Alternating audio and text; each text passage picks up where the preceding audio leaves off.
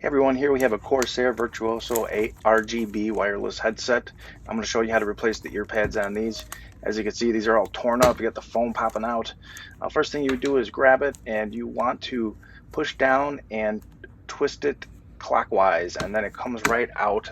And as you can see, there is a mark that says what side it goes on. So there's an R right there. So you want to make sure you get the new ear pad that has the mark that says R, and you match it up with the headset. So as you can see here, I have this ear pad here. It has R on there, so I'm going to go ahead and install this one on the right side.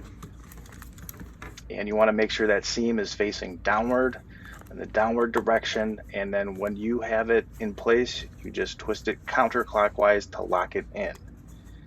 And the seam should be lined up towards the bottom, and you do the same as well with the other side. So here we have the L mark for left, and we grab that left ear pad, and then we go ahead and stick that on as well, just the same way. Line it up, make sure the seam is on the bottom, put down a little bit of pressure, and then twist and lock in place. As you can see, these ear pads are really good. They're thick and comfortable. They are premium memory foam.